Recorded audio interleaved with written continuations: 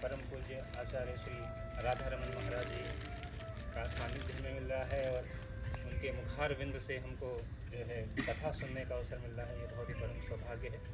तो हम महाराज से जो है निवेदन करते हैं कि अपने मुखार बिंद से हमें कुछ अपना कथा का आस्वादन कराएं। हरे कृष्ण। आप सभी का स्वागत करता हूँ वृंदावन में। आप सभी बड़े प्रेमी जन हैं, बड़े अच्छे सच्चे भक्त जन हैं।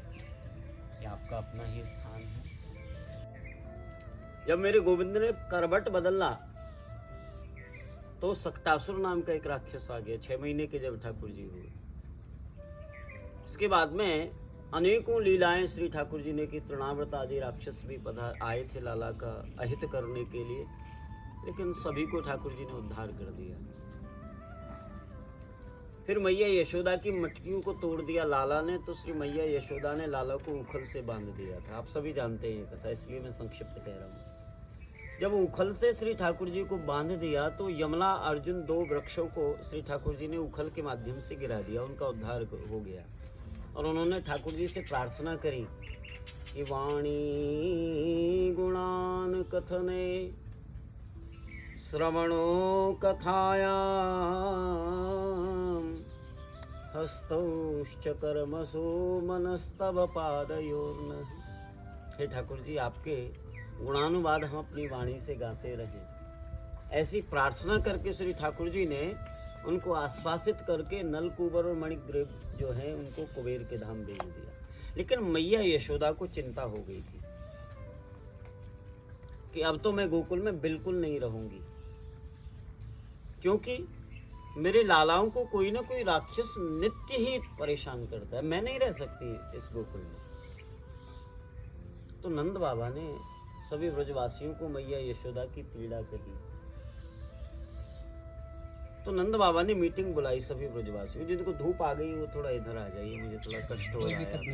नहीं प्रभु जी। तो मैया यशोदा ने अपनी पीड़ा नंद बाबा को कही। तो नंद बाबा ने सभी ब्रजवासियों को एकत्रित कर लिया और ब्रजवासियों को प्रार्थना करी, भैया आओ, मैं थोड़ा ब्रजभाषा का भी मिश्रण करूंगा, है ना। ब्रजभाषा संभवतः आप समझेंगे और नहीं भी समझेंगे तो प्यारी तो जरूर लगेगी। नंद बाबा बोले कि भैया आओ, कहाँ रहोगे, कौन सी ऐसी जगह है जहाँ ये तो कंस राक्षस है भैया, कहीं पे भी आ सके। यदि तुम्हें कछु पता हो, आपको कछु मालूम हो, कोई ऐसी स्थान हो जहाँ पे हम अपने दोनों लालन को सुरक्षित रख सकें, तो वहाँ पे ही बता दो कोई स्थान। तो नंद बाबा के एक भैया थे जिनका नाम था उपनंद। तो उपनंद जी ने नंद बाबा को बताया, भैया यदि आपको मेरा सजेशन अच्छा लगे तो एक बड़ी सुंदर जगह है। कौन सी जगह है? बोले वनम वृंदावनम नाम पशव्यम नवकाननम गोप गोपी गवाम सेव्यम पुण्याद्रि तृणवीरुधम। एक वृंदावन नाम की स्थान है, वहाँ पे हमें चलना चाहिए। तो नंद बाबा बोले, भैया जब गोकुल में कंस के राक्षस मथुरा से आ सकते हैं तो क्या वृंदावन नहीं आ सकते? क्योंकि मथुरा की और वृंदावन की लगभग प्रभु जी समान दूरी है। 10 किलोमीटर वहाँ से मथुरा से गोकुल है और 12 किलोमीटर वृंदावन है, लगभग, थोड़ा बहुत ही कमती बढ़ती। तो उपनंद जी ने बताया, भैया केवल यही वृंदावन नहीं है, तो कहाँ है और भी? बोले हाँ, ये 84 कोस के एरिया में फैला हुआ है वृंदावन। और स्पष्ट करके बताया कि वृंदावनम गोवर्धनम, भागवतम 10 स्कंद, यमुना पुलिनानि च वीक्षासीदुत्तमा प्रीति राम माधवयो नृप। अरे नृप, अरे राजा, उस वृंदावन में गिरिराज जी भी विराजमान है। वृंदावनम गोवर्धनम और यमुना पुलिनानि च, वहाँ यमुना का पुलिन भी है। वीक्षासीदुत्तमा प्रीति राम माधवयो नृप। अरे नृप, हम अपने दोनों लालन को लेकर के वृंदावन में रहें। फिर नंद बाबा ने प्रश्न किया कि हम दोनों लालाओं को वृंदावन ले तो जाएं, आपके कहने से गोवर्धन के समीप ले तो चलें, लेकिन क्या वहाँ सुरक्षित रह सकते हैं? क्या वहाँ कंस के राक्षस नहीं पहुँचेंगे? बोले वहाँ नहीं जा सकते, पहुँचेंगे भी तो लाला तक तो बिल्कुल उनकी पहुँच नहीं रहेगी। बोले कैसे? बोले वृंदावन में 3 पर्वत विराजमान है जो तीनों देवता का स्वरूप है। 3 देव कौन है? त्रिदेव, ब्रह्मा, विष्णु और महेश। ये तीनों पर्वत तीनों देवताओं के रूप में वहां विराजमान है। तीनों देवता पर्वत के रूप में वहां विराजमान है। तो नंदीश्वर पर्वत जो है वो नंदगांव है। नंदी के ईश्वर कौन है? भगवान शिव। तो भगवान शिव के स्वरूप में नंदीश्वर पर्वत है, इसीलिए वृंदाकुंड को बोलते हैं नंदीश्वर योगपीठ। इस जगह का ग्रंथों में नाम आप देखोगे तो वृंदाकुंड नहीं मिलेगा आपको, नंदीश्वर योगपीठ मिलेगा। गर्ग संहिता आदि ग्रंथों में वर्णन मिलता है। तो नंदीश्वर योगपीठ यानी नंद बाबा जहाँ विराजमान है आज, नंद भवन जहाँ है। और ब्रह्माचल पर्वत, ब्रह्मा जी दूसरे देव हैं। ब्रह्माचल पर्वत है बरसाना। बरसाना में 4 जगह प्रमुख है ना, ब्रह्मा जी के 4 मुख होते हैं और वहाँ 4 ही जगह प्रमुख हैं। आप सभी होके आए हैं बरसाना में। पहला दानगढ़, कभी परिक्रमा की है आपने गैवरवन की? तो वहाँ 2 पर्वत जुड़ते हैं ऐसे, है ना, ऐसे बहुत सकरा सकरा सा पर्वत है। पहाड़ नहीं बोलना चाहिए ब्रज के पर्वतों को, क्योंकि यदि आपने गिरिराज जी को पहाड़ कह के संबोधन किया तो ऐसा वर्णन मिलता है कि गिरिराज जी का 1 तिल घट जाएंगे गिरिराज जी एक बार पहाड़ कहने से। तो इसलिए पर्वत बोलना चाहिए। तो दोनों को ऐसे जहाँ मिलते हैं दोनों, उसको बोलते हैं साकरी खोर। सुना होगा, देखा होगा, आपने पढ़ा होगा साकरी खोर कि प्रेम गली अति साकरी तामे 2 न समाए। ऐसी वो गली है, अति साकरी है, जहाँ में 2 व्यक्ति एक साथ नहीं चल सकते, एक ही चलेगा। या तो कृष्ण को बैठा लो या संसार को बैठा लो, वो इस चीज का द्योतक है। या तो ठाकुर जी को बैठा लो अपने हृदय में या फिर संसार को बैठा लो, वहाँ 2 नहीं समाते हैं। वो है दानगढ़। वहाँ श्री नंद लाला ने गोपियों से दान मांगा था, इसलिए उसका नाम हो गया दानगढ़। एक हो गया मानगढ़, मान मंदिर जहाँ रमेश बाबा रहते हैं, है ना, बरसाना में। एक हो गया दानगढ़, मानगढ़, भानगढ़। भानुगढ़ जहाँ श्री राधा रानी का मंदिर है, भानु बाबा की पौरी है वहाँ। और चौथा है विलासगढ़, जहाँ पे श्री राधा रानी और श्याम सुंदर दोनों झूला झूलते हैं, विलासगढ़। तो ये 4 मुख हो गए ब्रह्मा जी के, ब्रह्माचल पर्वत। और विष्णु रूपी जो पर्वत है साक्षात हमारे गिरिराज गोवर्धन। तो नंद बाबा ने फिर पूछा उपनंद जी से कि उपनंद, क्या उधर नहीं जा सकते क्या कंस के राक्षस? क्यों नहीं जा सकते? बोले भैया हमारे कुल के गुरुदेव जो थे ना सांडिल्य मुनि, आप सब समझ रहे हैं ना, मुझे हिंदी समझ में आ रही है? जी जी जी, बहुत प्यारी। हमारे कुल गुरुदेव हैं सांडिल्य मुनि। तो सांडिल्य मुनि इस पर्वत पे तपस्या किया करते थे। कहाँ पे? नंद भवन जहाँ है। तो कंस के राक्षस तो यहाँ पहले भी आते थे और आज भी हैं राक्षस। तो ब्रज में ऐसे थोड़े ही सभी वैष्णव लोग हैं, भक्त लोग हैं। बाहर से भी कुछ लोग आकर बस गए हैं ब्रज में।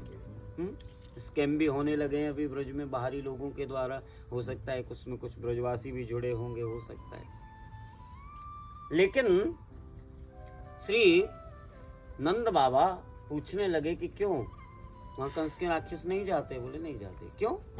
बोले हमारे कुल गुरुदेव वहाँ तपस्या किया करते थे तो कंस के राक्षसों ने उनको परेशान किया था। तो उन्होंने शाप दे दिया कि यदि कोई भी कंस का राक्षस इस पर्वत पे चढ़ेगा तो वो पाषाण हो जाएगा। तो नंद बाबा अपने दोनों लालन को लेकर के खुशी खुशी गोकुल छोड़ दिए। 2 साल और 3 दिन के जब कृष्ण थे तो गोकुल को छोड़ दिया ठाकुर जी ने, और वृंदावनम संप्रविश्य सर्वकाल सुखावहम तत्र चक्रुर्व्रजावास सकटैरर्ध चंद्रवत।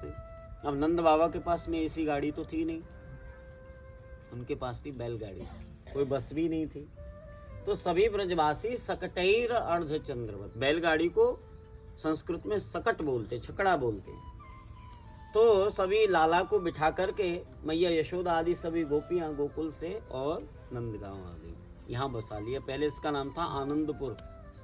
नंदगांव तो अब हुआ है जब लाला आ गए थे इधर, पहले आनंदपुर इस जगह का नाम था। और नंद बाबा ने अपने नाम से इस गांव का नामकरण कर दिया, इसलिए इसका नाम हो गया नंदगांव।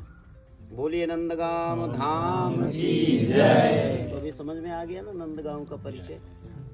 यहाँ दोनों युगल स्वरूप में लाला विराजते हैं। आपने संभवतः दर्शन किया होगा या तो फिर करेंगे, किया होगा क्या? जाएंगे। हाँ, तो मैं आपको बता दूं, क्योंकि वहाँ बहुत भीड़ रहेगी, आप समझ पाएंगे कि नहीं समझ पाएंगे, इसलिए मैं यहाँ 5 मिनट उसको आपको समझा देना चाहता हूँ कि नंदगांव में जैसे ही आप प्रवेश करेंगे तो अंदर आपको घुसाएंगे ब्राह्मण लोग, तो वहाँ भीड़ भाड़ बहुत रहती है, तो शायद आप नहीं समझ पाएंगे। तो आप देखना वहाँ पूरा परिवार का दर्शन है नंद बाबा के, जिसमें दोनों कृष्ण और बलराम बीच में विराजमान है। एक तरफ में मैया यशोदा, इस तरफ में नंद बाबा, और नंद बाबा की बगल में 2 लाला के मित्र धनुषुक और मनसुक विराजमान है, और यशोदा मैया की बगल में श्री लाडली जी विराजमान है, और उनके नीचे छोटे छोटे स्वरूपों में 2 लहंगा ओढ़नी ओढ़े हुए रेवती जी और रोहिणी जी विराजमान है। रोहिणी जी श्री बलराम जी की माता जी हैं और रेवती जी उनकी पत्नी है। अब प्रश्न ये है कि आप कन्हैया को और बलराम को पहचानेंगे कैसे नंदगांव में? क्योंकि संभवतः आपने अपने मंदिरों में देखा होगा, जो बड़ो लाला है वो तो गौर वर्ण को है, सफेद है, भूरो है, ब्रजवासी भूरो कहें, सफेद क्यों है? हैं? बड़ो लाला तो सफेद है, भूरो है, सुंदर है, लेकिन ये कालो कलूटा है सब जगह, है ना? क्यों? लेकिन नंदगांव में दोनों ही काले काले हैं। इसीलिए सूरदास जी ने भी तो एक पद गाया है, लाला जब मैया मोए दाऊ बहुत खिजायो, मोसो कहत मोल को लियो, तू जसमत कब जायो, गोरे नंद यशोदा गोरी तू कित कालो आयो। हैं? ऐसे लाला को ऐसे चिढ़ाते थे श्री बलराम जी। तो मैया यशोदा कहती, लाला कोई चिंता मत करे, तू कालो सही पर जगत उजियारो है, तू चिंता मत करे, तू कारो है कि भी यदि नंद लाला यदि तुम होते लली तो गरे कट जाते करोड़न के। एक रसिक ने गाया है, लाला तुम काले होकर भी इतने सुंदर लगते हो, यदि तुम लाली होते और कहीं कहीं गौर वर्ण के होते तो कितने ही लोगों के गले कट जाते तेरे ऊपर, तो इतना सुंदर है। ऐसा सुंदर दिव्य कांति वाला मेरा गोविंद यहाँ विराजमान। तो दोनों ही लाला काले हैं इधर दोनों। अब बलराम जी कभी बंसी तो बजाते नहीं, लेकिन नंदगांव में बंसी बजाते हैं।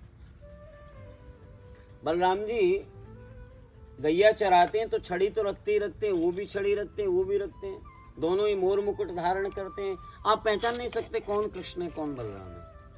तो मैं आपको बता दूं कि बाबा की तरफ जो है ना बड़े भैया, वो श्री बलराम जी है, और मैया की तरफ जो छोटे लाला है वो कन्हैया है। क्योंकि बाबा के बड़े बेटा पे बाबा को प्यार ज्यादा रहे, पिताजी ज्यादा प्यार करे बड़े बेटा पे, होता है ये, और छोटे बेटा पे मैया ज्यादा प्रेम करे, और बीच वाले बाबा जी हो जाए। प्रभु जी को पूछ लो, बीच वाले होंगे। ये तो परिहास की बात है? लेकिन छोटे बेटे पे मैया को प्यार ज्यादा है, बड़े लाला पे बाबा को प्यार ज्यादा है। अब आपने देखा होगा दोनों युगल स्वरूप में विराजते हैं, श्याम सुंदर और श्री लाडली जी, लेकिन नंदगांव में वो कोने में बैठी है एक बगल में। क्यों?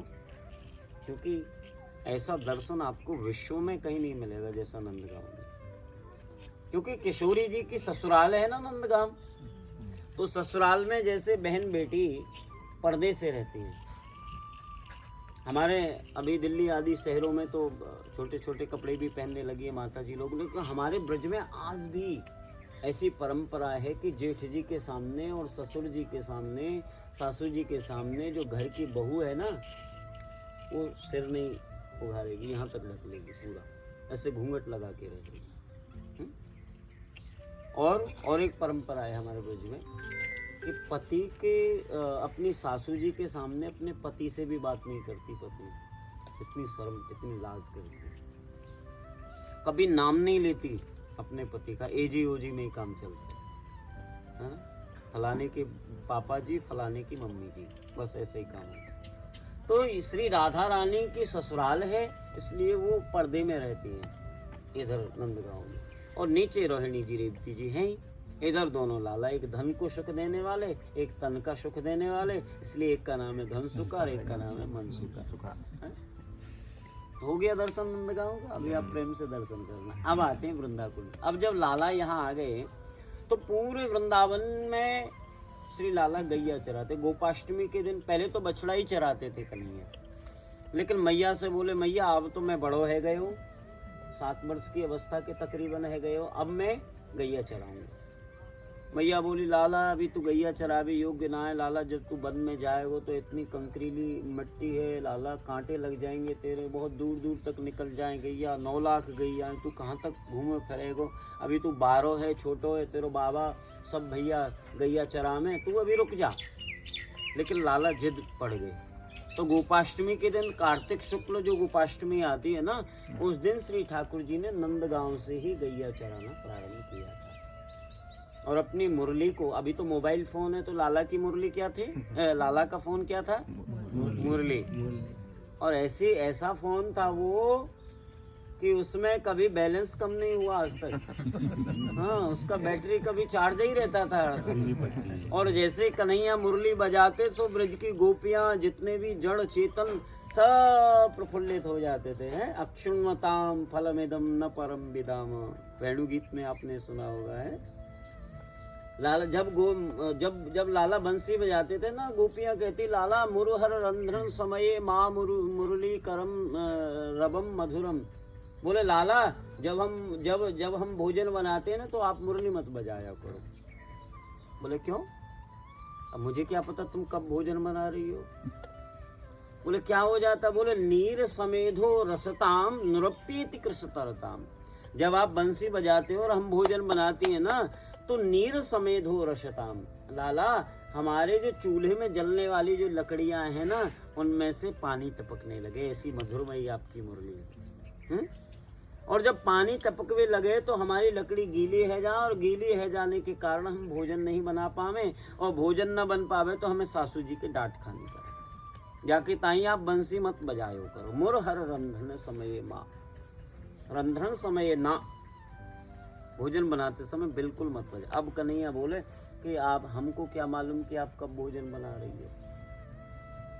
तो कहने का भाव, वेणु गीत में ये श्लोक आता है ना, तो कहने का भाव कि लाला जब बंसी बजाते थे तो लकड़ियां भी आंसू टपकती थी कि कैसे ले लाला के यदि हम भी कोई काम आ जाते हैं।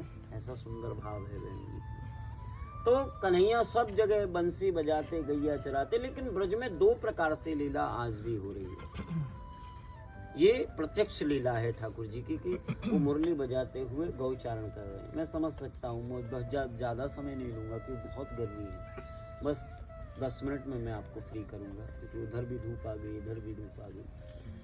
तो लाला 2 प्रकार से, एक प्रत्यक्ष लीला, दूसरा प्रत्यक्ष लीला। प्रत्यक्ष लीला तो गैया चरा रहे, अप्रत्यक्ष लीला श्री ठाकुर जी 8 जगह कर रहे हैं आज भी, जिनमें सबसे पहली लीला गुप्त कुंड में श्री ठाकुर जी की संपन्न होती है। ये कोई साधारण स्थान नहीं है भक्तों, ये कोई घूमने की जगह नहीं है वृंदावन धाम। आप ध्यान रखना, मैं आपको सतर्क कर रहा हूँ, आप अपने स्नेही जन हैं, आप तो मेरी बात सुनेंगे ही और श्रद्धा से आप सुनते हैं। वृंदावन धाम को कभी घूमने का स्थान यदि आपने समझ लिया तो आप जिस रस को लेने के लिए आए हैं उससे वंचित हो जाओगे। अभी मैं क्या देख रहा हूँ, लोगों को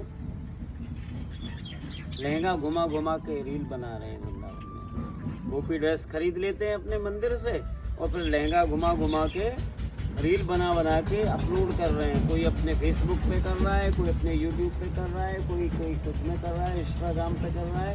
कहाँ? बोले हम वृंदावन जा रहे हैं घूमने। ये वृंदावन घूमने का जगह नहीं है। वृंदावन में आके यदि आपने अपराध किया, बंदर जैसा मुंह बना बना के उल्टी सीधी आंखें करके सेल्फी ले रहे हैं लोग। हाँ, मैं देखता हूँ लोगों को ऐसे ऐसे कर रखा है, कोई ऐसा कर रहा है, कोई ऐसा कर रहा है। सुंदर होते हुए भी बुरे बन रहे हैं लोग जबरदस्ती से। तो सेल्फी लेने का पॉइंट नहीं है वृंदावन धाम, ब्रजमंडल। और वृंदावन केवल एक सिटी का नाम नहीं है। वृंदावन धाम ये 84 कोस का एरिया, 252 किलोमीटर का जो एरिया, आप कहीं सोचने लग जाएं कि वृंदावन में सेल्फी नहीं लेंगे, नंदगाम में चल के लेंगे। हाँ। तो वृंदावन धाम केवल एक जगह का नाम नहीं, पूरा 84 कोस ब्रजमंडल। और ये हमारी राधा रानी का स्टेडियम है, ठाकुर जी का प्ले ग्राउंड है। अभी आपने T20 मैच देखे थे ना, अभी वर्ल्ड कप हुआ था उसका, ठाकुर जी की कृपा से मिल गया, अभी हम ही लोगों को मिला। सबने बड़े चाव से देखा था। 4.5 करोड़ आदमी देख रहे थे इसको केवल यूट्यूब पे ही। तो जैसे उनका स्टेडियम होता है, किसी का 6 कहीं है, किसी का 4 कहीं है, ऐसे ही हमारी राधा रानी और श्याम सुंदर का ये स्टेडियम है, ये 84 कोस का। यहाँ पे नित्य ठाकुर जी जो रास क्रीड़ा करते हैं उनमें सबसे पहली जगह पे आप लोग बैठे हैं। यहाँ पे आज भी हमारी राधा रानी 7 बजे आई है सुबह, और 8:30 बजे तक इधर ही रही थी राधा रानी, और अष्ट गोपियाँ और श्याम सुंदर इधर ही विराजमान थे। तो वृंदा देवी ने सबके लिए कुंज बनाया यहाँ पे, एक बहुत सुंदर कुंज बना करके बीच में श्री राधा श्याम सुंदर को विराजमान किया। फिर ललिता, विशाखा, चित्रा, तुंग विद्या, सुदेवी, रंग देवी, चंपकलता, इंदुलेखा आदि प्रमुख गोपियाँ, फिर मंजरियाँ, फिर उपमंजरियाँ, करोड़ों करोड़ों ब्रज गोपी उसमें विराज थी। और आप भी गोपी गोपा सब आके विराज गए कुंज में, है ना। ये अनुग्रह है ठाकुर जी का, ये साधारण बात नहीं है। आप लोग अपनी मर्जी से नहीं आए, अपने पैसे के बल से नहीं आए, ये तो ठाकुर जी के अनुग्रह से आप लोग ब्रज में आ गए। इसी निकुंज में आप लोग अभी भी राधा रानी के चरण कमल का दर्शन कर सकते हैं। केवल चश्मा बदलने की बात है, बस दूरबीन बदलो, भक्ति की दूरबीन से देखिए तो आज भी आपको ये जो वृक्ष दिखाई दे रहे हैं ना, ये मूर्तिमान संत हैं बेचारे। रोजाना राधा रानी इनका आलिंगन करती हैं, रोजाना इनका चुम्बन करती हैं, रोजाना। देखो ब्रज में आकर के ये प्रयास करो कि हम वृक्षों का आलिंगन करें, क्योंकि इनसे रोज राधा रानी मिलती है। हाँ, आपको वृक्ष दिखाई दे रहे हैं, लेकिन आपको मालूम है ये मूर्तिमान संत हो जाते हैं, लाला की लीला का दर्शन करते हैं नित्य। कौन गोपी किस कलर का ड्रेस पहनेगी, कौन गोपी नृत्य करेगी, कौन गोपी गायन करेगी, कौन गोपी वादन करेगी, कौन लोग ब्रजवास करेंगे, ये सब व्यवस्था वृंदा देवी करती है इधर बैठ करके। ब्रजलीला प्लानिंग कमीशन। अब जो पसीना आपको टपक रहा है ना, ये जो पसीना टपक रहा है, ये जो आप मेहनत कर रहे हैं, ये जो आप तपस्या कर रहे हैं, ये तपस्या का प्रतिफल भी हमें मिलने वाला है। क्योंकि जब पहले कष्ट मिलता है ना, तभी ठाकुर जी हमको आश्रय भी देते हैं। ब्रज में आके वृक्षों के नीचे बैठ करके आनंद लो। एसी मिल जाए तो बढ़िया है, नहीं मिल जाए तो डबल बढ़िया है प्रभु जी। हाँ, डबल बढ़िया, क्योंकि एसी मिलेगा तो फिर कहाँ ऐसे पंखा चलेंगे हैं। राधे राधे कहे, राधे बहुत गर्मी है, हे श्याम बहुत गर्मी है, हरे कृष्णा प्रभु जी बहुत गर्मी है, हैं ऐसे ऐसे। तो ये क्लियर हो रहा है ना ब्रण। अभी बहुत रसगुल्ला खाया था, बहुत पनीर खाया था, अभी थोड़ा डाउन हो जाएगा ना। 1-आधा केजी वजन भी घट जाएगा वृंदावन की परिक्रमा में, है।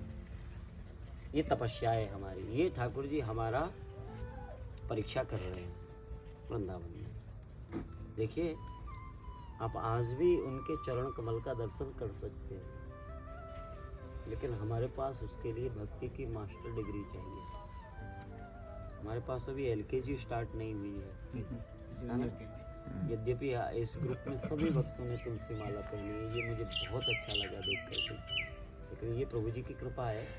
हाँ, देखो एक और बात कहूँ आपसे कि आपको नहीं पता था वृंदा कुंड कहाँ है। जो नए लोग आए हैं उनको तो नहीं पता था कम से कम, लेकिन आपको कौन लेके आया इधर? प्रभु जी लेके आए ना। तो उनका हमारे ऊपर एहसान है ना। और आप जितना भक्ति कर रहे हैं उसका 10% उनके अकाउंट में जाएगा। जाने दो। ऐसा ग्रंथ कहते हैं। हाँ। मैं नहीं बोल रहा, मैं उनको खुश करने के लिए नहीं बोल रहा, वो ऐसा है ही। प्रभु जी को मिलेगा ही मिलेगा, 100% मिलेगा, 10% मिलेगा। क्यों? क्योंकि जो भगवान के भक्तों को भगवान से मिलाता है ना, है, उसको भगवान अनुग्रह करके अपनी कृपा देते हैं। तो आप भी अब की बार 50 आए, एक आदमी और लेके आना, तो 100 हो जाएंगे। फिर 100 लोग होंगे तो एक आदमी और लेके आएंगे, 200 हो जाएगा। ऐसे ऐसे ऐसे ऐसे हजारों लोगों का हमारा ग्रुप हो जाएगा, और हमारे माध्यम से श्री ठाकुर जी को उनसे मिलन होगा। तो ये कितना बड़ा पुण्य प्रताप है, ठाकुर जी अनुग्रह करते हैं, है ना। फिर इसके बाद में राधा कुंड और श्याम कुंड में श्री ठाकुर जी मिलते हैं। फिर इसके बाद में राधा गोविंद देव मंदिर मिलते हैं, फिर निधिवन में मिलते हैं, फिर सेवा कुंज में। ऐसे 8 जगह राधा कृष्ण जो मिलते हैं उनका मिलन कराती है वृंदा देवी। अभी आपने दर्शन किया था वृंदा देवी के, उनके एक हाथ में आशीर्वाद वो दे रही है, दूसरे हाथ में कमल के ऊपर एक तोता का दर्शन आपने किया था। ये तोता वृंदा देवी का मोबाइल फ़ोन है, ये मैसेंजर है उनका, इसका नाम दक्ष है। और दक्ष के सानिध्य में 1 लाख तोता, वो सब कुछ जानते हैं। देखो यहाँ भी बैठे होंगे, हम सबको देख रहे हैं, सबको देख रहे हैं वो लोग, कि कौन किस भाव से ब्रज में आया है, ये सब जानते हैं। हम आपसे छुपा सकते हैं, आप हमसे छुपा सकते हैं, क्या ठाकुर जी से कोई कुछ छुपा सकता है? क्योंकि वृंदा देवी को भगवान इतना प्रेम करते हैं कि जब तक वो सामने नहीं आती भगवान भोग भी ग्रहण नहीं करते। इसीलिए हम तुलसी लिप्स भोग में देते हैं। हमारे गले में तुलसी महारानी, ये हमारा मंगल सूत्र है। जैसे सौभाग्यवती माँ मंगल सूत्र पहनती है, संभवतः यहाँ बहुत माताओं ने मंगल सूत्र पहना है। क्यों? क्योंकि वो उनका विवाह हो गया। और हमारा विवाह ठाकुर जी के साथ कब होगा? जब हमारे गले में तुलसी हो। क्योंकि हम सब गोपियां हैं ना, हम सब पुरुष हैं ही नहीं। यदि कोई पुरुष भाव में ब्रज में आता है ना तो उसको ठीक नहीं है आना, गोपी भाव में ही आना चाहिए सबको। हम गोपी हैं। स्टेशन से आगे जब आप बड़ोदरा पहुंचे तब गोपा बन जाना, लेकिन इधर तो सब गोपी हैं ना। गोपी भाव लेके जाइए। गोपी भाव यदि लेके जाओगे ना तो फिर ठाकुर जी का बहुत जल्दी कृपा हो जाएगी। मेरी बात को आप ऐसे मत टाल देना कि हाँ प्रभु जी ने बोल दिया, कुछ कथा हुई थी तो हाँ कुछ अच्छी तो लगी, लेकिन कुछ लेके जाना। मैं जो बोलता हूँ ना एकदम प्रामाणिक और बिल्कुल ऐसा बोलता हूँ, सहज तो बोलता हूँ, लेकिन जो अकाट्य सत्य और प्रमाण के साथ मैं बोलता हूँ कि आप लोग ये अपने, मैं बड़ाई नहीं कर रहा हूँ, ये मेरा स्वभाव है कि कोई भी बात मैं अपनी तरफ से नहीं बोलता 1% भी। जो ग्रंथों का अध्ययन किया, गुरुदेव का आश्रय लेकर के जिसका पठन पाठन किया, मैंने 18 साल तक गुरुकुल में रह करके भागवत का स्टडी किया, एक एक श्लोक का स्टडी किया है मैंने। तो उन सब का निचोड़ मैं आपको केवल एक ही बात में दे रहा हूं कि यहाँ सब गोपी बन करके ही रहना, क्योंकि गोपी प्रेम की ध्वजा। गोपियों के बढ़कर कोई प्रेम ठाकुर जी से कर नहीं सकता। गोपियां यहाँ ठाकुर जी को, ब्रह्म को जिसके भ्रकुटी मात्र हिलाने से विश्व का, प्रपंच का लय पाले और प्रलय होता है, वो कन्हैया वृंदावन में आके ब्रज गोपियों के सामने ऐसे मटक मटक के नाचता है कि लाला छाछ तब मिलेगी, पहले नाच के दिखाओ। जिसके ब्रह्मा जिसके सामने खड़े होकर के थर थर कांपने लग जाए, कब रुझान मांग ले गद्दी का देना पड़ेगा। और इंद्र का बोल्ट तो हर समय ढीला रहता है, थोड़ा कोई तपस्या किया तो हिलने लग जाता है उसका सिंहासन है। इंद्र तो आकर के भी, वो तो बहुत छोटा पद है ब्रह्मा जी से इंद्र का, 14 बार इंद्र बदल जाते ब्रह्मा जी के एक रात्रि में। तो इधर वो लोग नहीं आ सकते ब्रज में। गोपी भाव यदि लेके आना पड़ेगा तो शंकर जी भी गोपी भाव लेकर के वृंदावन में आए, इसलिए उनको गोपेश्वर होना पड़ा है। बोलो गोपेश्वर महादेव की जय। शंकर जी को भी एंट्री हुई तो गोपी भाव में हुई, उससे पहले आने दिया नहीं गोपियों ने। देख लो तो हम सब सहचरी हैं उनकी। और सहचरी जब मंगल सूत्र जब तक नहीं पहनेंगे ना तब तक कृष्ण हमारे पति कैसे होंगे? तो हम गोपियां हैं, हम सहचरी हैं उनकी, इसलिए ये हमारा मंगल सूत्र सबको पहनना चाहिए। और एक और बात आपसे कहूँ कि जिसके गले में तुलसी महारानी है ना, गारंटी लिख के देता हूँ, पेपर दे दो, जिसके पास में तुलसी की माला गले में है वो कभी भी यमराज की पुरी का दर्शन स्वप्न में भी नहीं कर सकता है। हरि बोल। जिसने स्नान किया, और तुलसी जिसके गले में, स्नान तो हम सभी करते हैं, तुलसी जिसके गले में है और स्नान किया तो यहाँ से यहाँ तक आएगा जल, और जब तुलसी को टच करके ये जल पूरे शरीर में आएगा तो मानो संपूर्ण दुनिया के तीर्थों में हमारा स्नान का जितना फल होता है उतना स्नान का फल इस तुलसी की माला की कृपा से हो जाता है। बिना भोग लगाए हुए कोई वस्तु हम ग्रहण नहीं कर सकते, ना ही करना चाहिए। शास्त्रों में उसको मल और मूत्र के समान बताया है। और कदाचित हम ट्रेन में हो और प्लेन में हो तो भोग कैसे लगाएंगे? पहली बात तो हाँ मानसिक लगाएंगे। पहली बात तो ट्रेन और प्लेन का भोजन करना ही नहीं चाहिए। आपको पता है चाय पीते हैं लोग, तो अभी मैं देख रहा था अभी यूट्यूब पे, तो वो टॉयलेट में ले जाते हैं उस डब्बे को, टॉयलेट में भी रख देते हैं उसको, जहाँ जगह मिला, हाँ जहाँ जगह मिला वहीं रख देते हैं। इसलिए हम सभी को चाय नहीं पीना चाहिए, और ट्रेन में नहीं, घर में भी नहीं पीना चाहिए। कहीं आप कहो कि प्रभु जी ने ट्रेन के लिए तो मना किया है, हाँ घर के लिए थोड़ा मना किया है। भक्तों को चाय नहीं पीना चाहिए। हाँ हमारा गुरुकुल टी चल रहा है उधर, हमारे वहाँ से गोविंदास के बगल में हम स्टॉल लगाते हैं, तो वहाँ से आप ले सकते हैं। वो चाय पीने का ज़्यादा ही शौक है तो वो पी लो, उसमें बहुत सी सुंदर सुंदर जड़ी बूटियाँ हैं। तो आप लोगों को चाहिए कि आपने ट्रेन में आप भागे, आपने भाग भाग के ट्रेन पकड़ी, क्योंकि वेज और नॉन वेज एक ही जगह बनता है ना ट्रेन में, तो आपके लिए सफाई थोड़ी होगी। चम्मच भी वो वेज में डाल दिया, उन्होंने नॉन वेज में डाल दिया, पता नहीं स्नान किया है कि नहीं किया है, टॉयलेट गए हाथ सफाई किया है कि नहीं किया है। आजकल मैं देख रहा हूँ लोगों को, यहाँ भी देखता हूँ मैं, टॉयलेट गए और आकर के ना कोई शॉप लगाया ना कोई ब्रज रज लगाई और ऐसे ही धो दिया। हाँ, ऐसे ही धो दिया और धो करके बस चालू हो गए और 80 चुट्टी 90 ताल रगड़ के खैनी मुंह में डाल है, गाता है ना वो लंबा वाला। तो खैनी भी मुंह में डाल के और उसको खा रहे हैं, ऐसे थू थू कर रहे हैं और ऐसे ही बड़ा बटाटा बड़ा बड़ा छोटा बड़ा बड़ा कुछ बोलते ना, बड़ा पाव उसका थूक भी आपके उसमें आता है ना। तो नहीं खाना चाहिए, हाँ बहुत बुरी चीज़ है। तो आपने यदि घर से कुछ ले लिया या ट्रेन में कुछ लिया नहीं, लेना भी भूल गए, तो हम स्टेशन से कुछ फल खरीद सकते हैं और फल खरीद करके आप उनका पान कर सकते हैं, या पैकेट बंद कोई पदार्थ ले सकते हैं जिसमें ऑनियन गार्लिक ना हो, उसको आप खरीद लो। तो फिर उसका तो भोग मत लगाओ पैकेट वाले का, लेकिन जो फल आपने खरीदा है उस फल को आप भोग कैसे लगाओगे? ऐसे तुलसी माला गले में है, प्रेम से ठाकुर जी का भोग लगाओ, राधा गिरिधारी जी को बुलाओ, राधा गिरिधारी जी ट्रेन में आके भोजन कर लेंगे, देख लो आप प्रेम के वशीभूत होकर के। लग गया आपका भोग।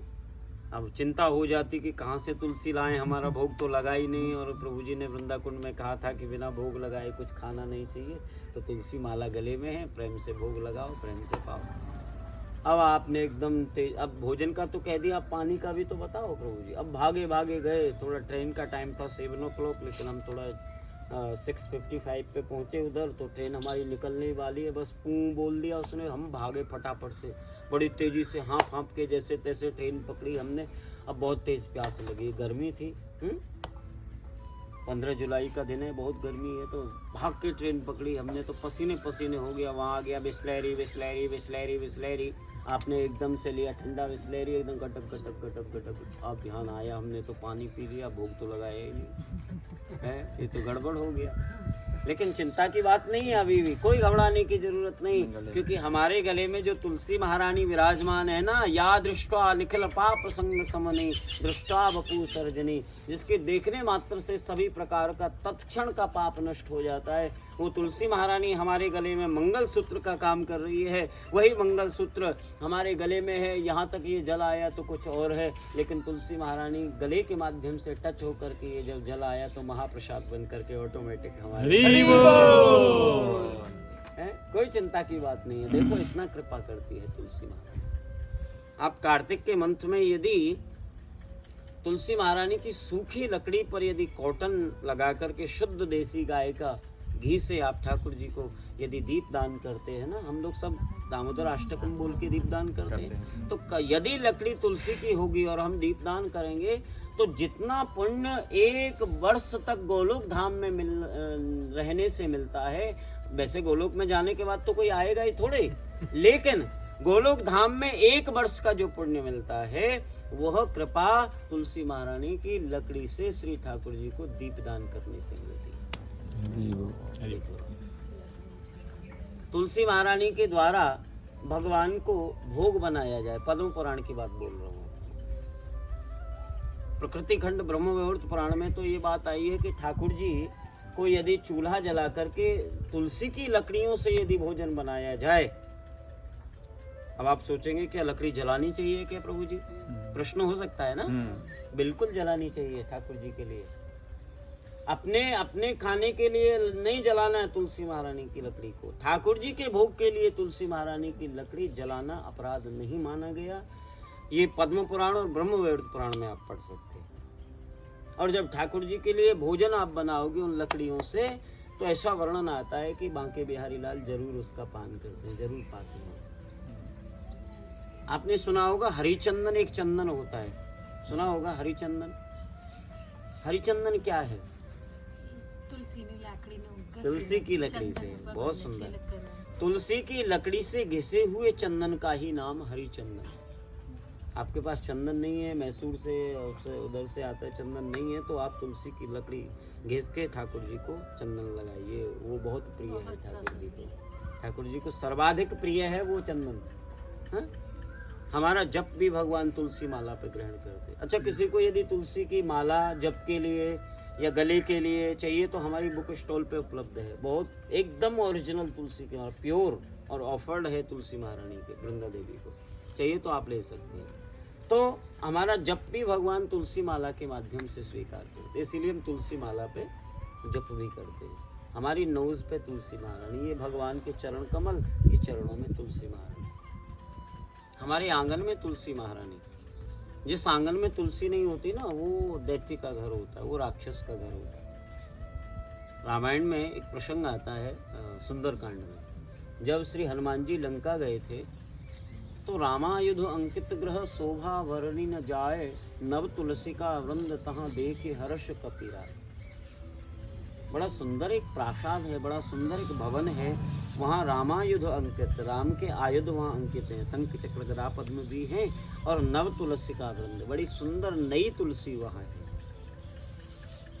तो हनुमान जी को विस्मय हुआ कि लंका निश्चर निकर निवासा, यहाँ कहाँ सज्जन करिवासा। लंका तो निशाचरों की भूमि है, यहाँ वैष्णव कैसे हो सकता है? लेकिन जहाँ तुलसी है वहाँ राक्षस नहीं हो सकता, और जहाँ राक्षस है वहाँ तुलसी नहीं हो सकती। तो इसमें कुछ न कुछ तो छिपा है। तो छोटा सा स्वरूप बना करके श्री हनुमंत लाल वहाँ प्रकट हुए, और देखा तो प्रातः 4 बजे विभीषण नाम का एक भक्त श्री तुलसी महारानी की पूजा कर रहा है। तो ये कंफर्म हो गया कि वैष्णव के घर में ही तुलसी रहती है। और आप कर्नाटक साइड में चले जाओ, बेंगलोर मैसूर साइड में, तो वहाँ एक बहुत अच्छी प्रथा है। मैंने उधर बेंगलोर में एक बार कथा किया था, तो वहाँ देखता था मैं रोजाना कि उनके घर के सामने तुलसी के बिरवे बने हुए हैं। अधिकतर लोगों के सामने, घरों के सामने, 90% लोगों के सामने। और सुबह जब अपना घर धोते जागते हैं तो सबसे पहले अपना घर का आंगन धो करके, और सामने वाला जो गेट से बाहर धो करके वहाँ पे वो दीप जलाते हैं और रंगोली बनाते हैं बड़ी सुंदर, और वहाँ तुलसी महारानी की रोज आरती वो दरवाजे पे करते हैं। इसका मायने क्या है? इन बातों का मायने यही है भक्तों कि बिना तुलसी महारानी के श्री ठाकुर जी हमको स्वीकार नहीं करते। हमारा भजन जप पूजा पाठ जैसे गुरुदेव के बिना सब अधूरा है, ऐसी तुलसी महारानी के बिना। जैसे किसी वरिष्ठ अधिकारी से मिलने के लिए उसके पीए से मिलना पड़ता है, ऐसे वृंदाय तुलसी देव्याय प्रियाय केशव कृष्ण भक्ति देवी सत्यवती। तो इनकी कृपा से आप कृष्ण भक्ति पा सकते हैं। आप आज उनके घर में विराजमान हैं, और ये बड़ा हमारा सौष्ठव सौभाग्य है। अभी एक भक्त ने बताया कि तकरीबन 20 भक्त लोग अभी गुरु शरणागति होने वाले हैं, और वृंदावन धाम में ये तो बहुत जन्मों की तपस्या का फल है। भैया, आपने कोई पूर्व जन्म में बहुत बड़े पुण्य किए हैं जो ऐसा सुअवसर आपको मिल गया। इसलिए भैया वृंदावन को अपना बना करके, वृंदावन मेरो वृंदावन है, वृंदावन रम्य स्थान दिव्य चिंतामणि, इस दिव्य चिंतामणि धाम में आप सभी भक्त लोग पधारे। आपका बहुत बहुत स्वागत, बहुत बहुत अभिनंदन। और ठाकुर जी ने आज हमारे ऊपर ऐसी कृपा करी, तीनों प्रकार का मौसम हमें दर्शन कराया। कभी कभी गर्मी ज़्यादा होती तो हम सोचते हैं थोड़ी थोड़ी बूंदें होती तो कितना अच्छा लगता है। इस गर्मी में थोड़ा थोड़ा सा कभी बादल होता और छोटी छोटी बूंदें पड़ती, ऐसे मौसम में यदि हम भोजन करते तो कितना आनंद आता। आज सभी प्रकार का आनंद दे दिया भगवान ने। भोजन करते समय बूंदें भी आई, भोजन करते समय मौसम थोड़ा सा ऐसा भी हुआ, छाया भी हो गई, और उसी बीच में तकरीबन 15-20 मिनट के बीच में धूप भी आ गई। सभी मौसमों का आनंद दिया है राधा रानी ने। इसलिए इस आनंद का अनुभव करते हुए अपने आप को कृतार्थ करिए, और वृंदा देवी के 8 नामों का उच्चारण मेरे साथ में करिए। बोलो वृंदा वृंदावनी विश्व पूजिता विश्व पावनी पुष्पसारा नंदिनी तुलसी कृष्ण जीवनी। एक बार और, जो छूट गए रह गया है जिनसे, वो एक बार और बोलिए, और नित्य अपने घर पर ये बोल सकते हैं। यदि आप बोलेंगे तो अगले वर्ष देखना। किसी माता जी ने मुझे बताया था कि 6 वर्ष पूर्व कथा जो सुनी थी उसका रंग आज छूटा नहीं है, और उससे भक्ति में हमारी प्रगति हुई है। लेकिन मैं ये दंभ के और अभिमान के बस नहीं कह रहा, क्योंकि कथा कहने का भाव ये नहीं रहता कि मुझसे कोई व्यक्ति प्रभावित हो कथा में। कथा कहने का भाव ये होता है कि मैं अपने ठाकुर जी को सुना रहा हूँ और इन सब के हृदय में हमारे बांके बिहारी, हमारे नंद लाला राधा रानी विराजमान हैं। तो राधा रानी को कथा सुनाने का अवसर मिल रहा है, इस जिह्वा को पवित्र करने का अवसर मिल रहा है। और सच पूछो तो मेरे में कोई गुण नहीं है, मैं इस योग्य नहीं हूँ। यदि ठाकुर जी कृपा नहीं करते तो क्या मैं अपनी जिह्वा से कथा सुना सकता था? नहीं सुना सकता था। आपके कान नहीं होते तो आप नहीं सुन सकते थे। ये तो उनकी कृपा है, उन्होंने इस योग्य हमें समझा, जिससे हम आपको दो शब्द कह पा रहे हैं। और वास्तव में यदि देखूं तो क्यों असर छोड़ती है कथा?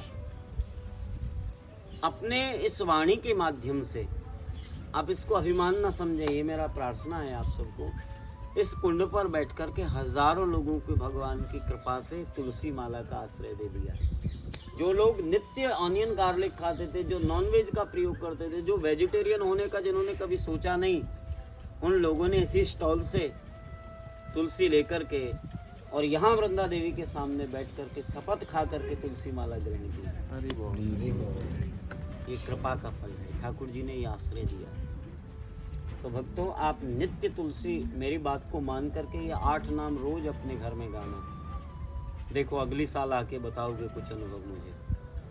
ये 8 नाम गा करके माला प्रारंभ करना, स्वयं अपने मुख से आप कहोगे कि हमारे जीवन में परिवर्तन हुआ है। नहीं हुआ तो कह देना फिर आकर के।